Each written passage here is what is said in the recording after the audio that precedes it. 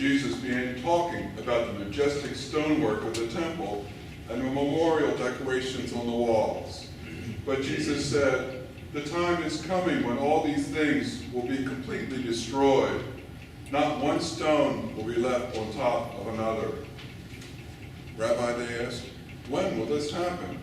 What sign will show us that these things are about to take place?"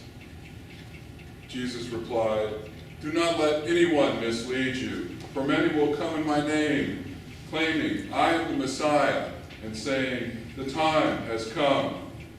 But do not believe them. And when you hear of wars and insurrections, do not panic. Yes, these things must take place first, but the end will not follow immediately." Then he added, "Nation will go to war against nation, and kingdom against kingdom. There will be great earthquakes, and there will be famines and plagues in many lands, and there will be dreadful portents and great miraculous signs from heaven. But before all this occurs, there will be a time of great persecution. You will be dragged into synagogues and prisons, and you will stand trial before kings and governors because you are my followers. But this will be your opportunity to tell them about us. Do not worry in advance about how to answer the charges against you, for I will give you the right words and such wisdom that none of your opponents will be able to reply or refute you. Even those closest to you, your own parents, brothers, relatives, and friends, will betray you.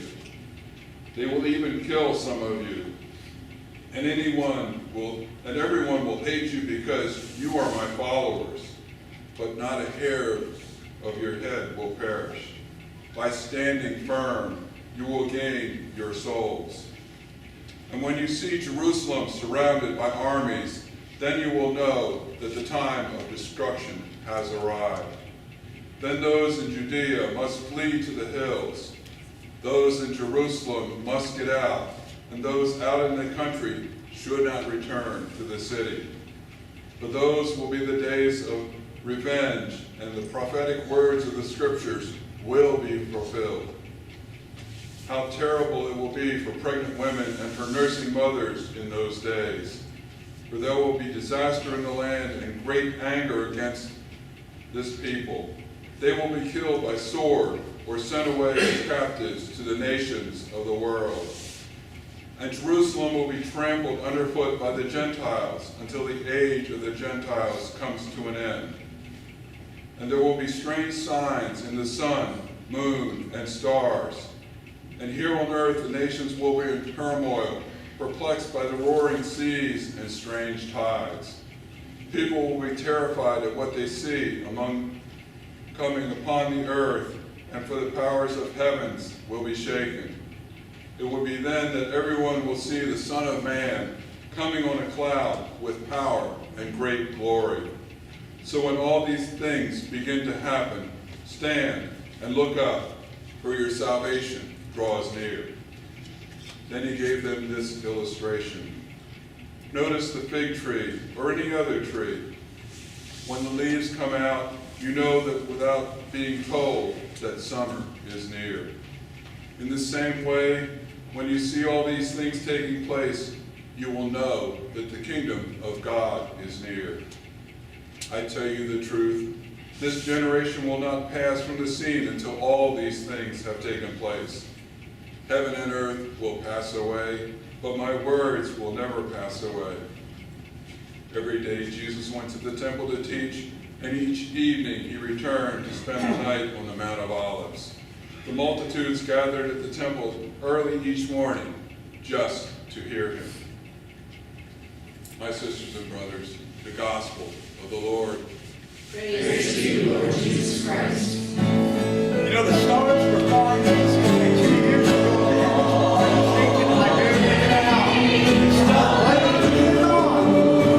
We're not looking for the Father. It goes to the Son and the Heavenly Father who's taken. I was there. Okay?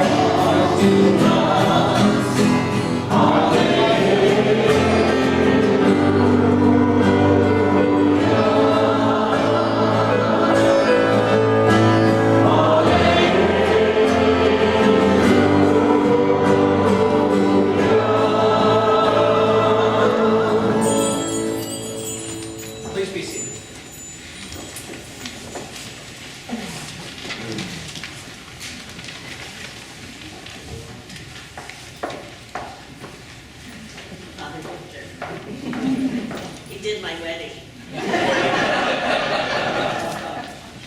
I did, many moons ago, it seems like. Yes, it was. Oh, my brothers and sisters, it's so good to be with you today. So good to be able to be, as I always say, at home.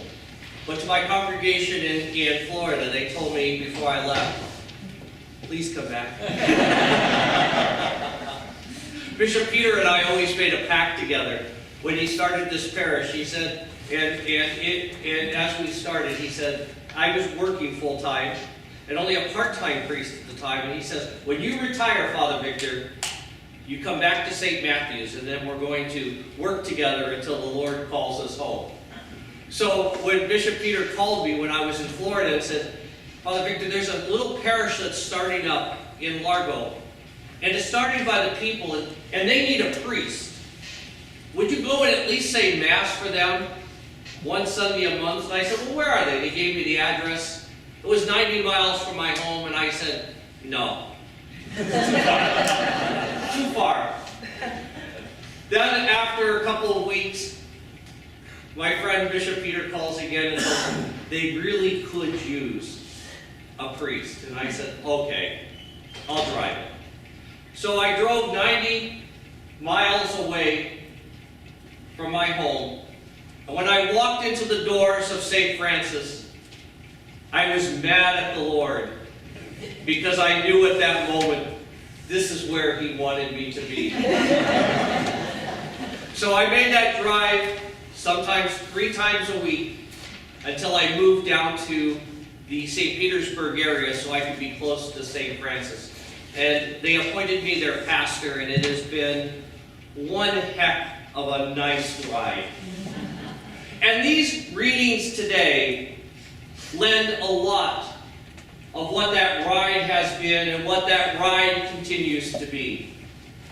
First of all, we look at the readings and we think to ourselves, oh my gosh, it's so much doom and gloom. Those of you who've been around in the church for a long time, remember those old hellfire and brimstone? Well, guess what? This could be a good hellfire and brimstone homily. But I heard too many of those when I was a kid, and it almost turned me off to the church because it made me feel that God was sitting in judgment upon that throne. And no matter what I did, or no matter what I said, He was there with that big club. And I was always scared to death. That's why I think I never stole. I can't ever say I never used bad language. Because my mother was a little Italian woman. And I knew when my mother was a little upset because her English would go to Italian.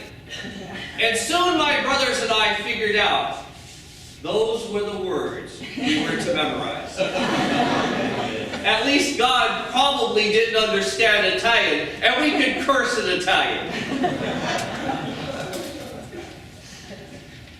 But as I read the scriptures more and more, I realized that our God is not a God who sits upon that throne with that big club and waits for us to mess up.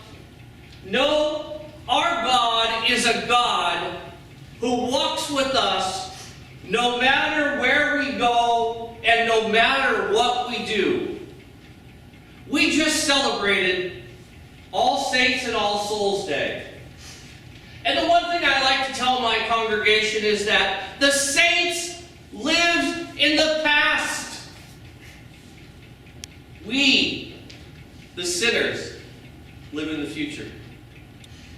And God walks with us. Our story today for the readings reminds me of a prairie farmer who lived in Canada. He lived on the prairie, this big open space. But living in this big open space over the years, you had to deal with the fires. Something like the Santa Ana winds that come up here. Someone would start a fire, or a fire would start, and then those winds would blow, and it would destroy everything. And people would come back and rebuild. Well, this prairie farmer had a family. And one day a fire broke out. And it was all around them. And there was no way they could get off the farm. So the little farm girl was so scared, said to her father, "Daddy, what's going to happen to us?"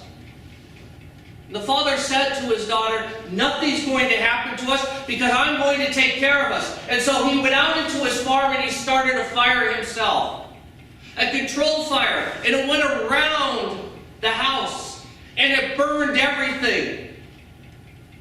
And he says to his family, "Let's go and sit in the middle of this burn. Because the fires of the field are going to come around us, and they're going to try to attack us. But we have already burned out anything they were going to burn." And so the fires came, and the family sat in the middle of where the burn had already taken place and praised God for protecting them. In our readings today, in Malachi, they talk about all the fires of the soul and the things of this world that's going to come after us. And in the Gospel of Luke today, we hear about all those end-time prophecies. Those who were around during the stock crash probably thought this was the end of the world. Those who were around in World War I and II probably thought this was the end of the world. And those of us who are around today during this election probably think this is the end of the world. But God only knows the time that's the end of the world. In the beginning of the Gospel of Luke, they talk about that great temple. That great temple must have been magnificent, with all the gold adornments. You walk inside and you see God. I always tell Bishop Peter, I walk inside this church, and with all these icons, and I'm not an icon person, but with all these icons, I feel the presence of Almighty God. It is a great place to walk into. It is a great place to feel peace. Our church is a little less adorned, but it's also a great place to walk into. But it's not because of all the adornments that are here, or it should be. It's because of you and I. We're the church. We are the temples of the Holy Spirit. I was not a very good temple last night, I will tell you. I married my niece, and so my whole family is here in town, and that's why I'm here. And so we abused these temples last night a little bit. And I'm paying the price for it this morning. But all of us are called to live the life of Christ, for He created us in His image and likeness. And do you want to know what Jesus looks like? Turn your heads. Look at each other. Those of you who are married probably don't think that that's really Jesus sitting there. It's easier to see Jesus than the people in front of you and the people behind you. I know. You can be honest. Sometimes I look at my dog and think, oh, that's Jesus. But there are times when I look at my dog and say, oh no, that's the spawn of the devil. God has called each and every one of us to be His child. He's called each and every one of us to be church. We can build the most beautiful adornments. And they did. They built the most beautiful temple. And then Jesus came and messed it all up. He said, soon this temple will not exist. Not even a stone on it. But yet these people looked at this temple and thought, there's no way. It took over 70 years to build this. There's no way it's going to be ripped down. As I was coming here, I drove by another temple. The Glass Cathedral. You remember Robert Schuller? You're a very powerful man. I know my grandmother absolutely adored him. She would go to Mass And then she'd turn on the hour of power so that she could hear his words. And his words were very, very motivating. It was a church for the rich. The hour of power was there to tell us that God would give us anything we asked for.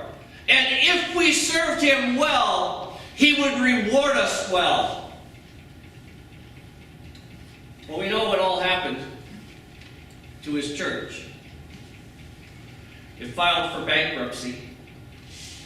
Then the Roman church bought it for $47 million, I was reading. $47 million. How many mouths could that feed? You could have taken care of the homeless problem that's here in this community with $47 million.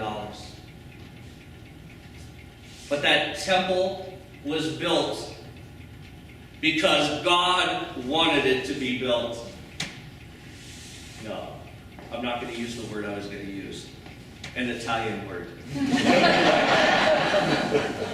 That is not true. God's temple is built by you and I. And it takes a commitment to love the Lord. For we're all born with this three-letter word that makes us so great. It makes us so great in our minds that we think to ourselves, oh my God, there is no one better in this world than me. Because my three-letter word is ego. And some of us have this great inflated ego. Some of us have this not so great and inflated ego. But all of us have that word, ego, as part of us. So the message of the gospel today is that yes, we all are made up of ego. But it's what we do with our lives that make us different. My congregation has heard it 100 times over. We need to replace that word ego with a four-letter word. And that word is love. Love is an emotion, isn't it? I was sharing that with my nieces last night when I was doing the ceremony. I said, I wish I could take out my magic wand and wave it over your head. I think I said this to Mimi and Peter when I did their wedding. I wish as a priest I could put this magic wand and you'd always feel like you're in love forever. But love is more than an emotion. Love is a decision we make day after day after day. And those who are married here, sometimes it's easier to love outside of that house, isn't it? Sometimes it is. But the love exists where you are at your moment. For the gospel of Jesus is the Jesus gospel. He did nothing in this world wrong to die upon that cross. Nothing in this world. There were no justifications for what he did. What did he do? He healed every single person who came to him. And even those who didn't come to him. He sent the word out. And they were healed without him being present. In fact, as he walked the streets, someone even touched his garment. And they were healed. Jesus gave nothing to this world but love. His heart and his soul. Jesus was a prophet. Was he a good prophet? Probably one of the best prophets. Because what is the sign of a prophet? A prophet can give out a word about what's going to happen in the future. And if it happens, we say that's a good prophet. Jesus' life from the very beginning was a good prophet. So what is God trying to tell us today? He's not sitting above us with a big stick anymore, trying to beat us up. And those of you who think that's what God is, please, please, please reevaluate God's message. God says to you, I love you no matter where you are. Because we are sinners, and we always will be. Even those who wear the collar still sin. I get up in the morning, before my feet hit the ground, I say to the Lord, Lord, please, I give you this day, use me as you will, and help me to decrease as you increase in me. And sometimes before my feet even hit that ground, my dog will do something, and my thoughts will not be those of Christ. And I think to myself, maybe I should go back to bed and pray this prayer again. But God knows our hearts of where we are. So to the Church of St. Matthew's, whom I truly love, where I started, and whom I truly miss, I offer you one word: to love one another as Christ has loved his church. Mother Teresa, beautiful saint of this world, said one thing that's always stood out in my heart. And she said, Christ did not come to tell you to love the world. Christ came to tell you to love yourself and your neighbor. And if we do that, my brothers and sisters, this world has changed. There's so much unrest right now over this election. And I look at the news recordings and everything, and I see all these young people protesting, and I thought to myself, this is great. At least they're out there. I hope they don't do any more damage. But at least they're out there recognizing that they must do something. Our church is always discussing the millennials and how they want to get the millennials into the church. And I keep telling them, be careful what you wish for. I don't think us old people can handle the millennials today. But God is present no matter where we are. Those young people will learn. They'll learn that they just can't sign a petition and the Electoral College is going to change their decisions. That doesn't happen. It hasn't happened for 240 years in this country, and it's not going to happen this year. That's part of our democratic process. Sometimes you've all voted a number of years. There are some that you liked and some you don't like. And it doesn't make any difference, because in 4 years come, there's another one you might like and another one you won't like. Our process changes, but in spite of where we are today, our process still exists. And why does it exist? Not because of the powers in Washington. It exists because of you and I. For without the people, there can be no government. And without the people, there can be no church. And without that special word, love, there can be no Christianity. So my brothers and sisters, I say to you over and over again, let the ego die, or if it's a good ego, let the ego soar, but let it be complemented and propelled by the word of love. That's what makes a difference. That's what makes you and I who we are. That's what makes St. Matthew's and St. Francis the parishes that we are. because we feel safe. Not because we're surrounded by these beautiful icons, but because we're surrounded by the Church of Christ. That's what makes us different. So my brothers and sisters, pray hard for yourselves and for your families, and love even harder for yourselves and for your families. But that's what makes the difference in God's church. Father, the Son, and the Holy Spirit. Amen.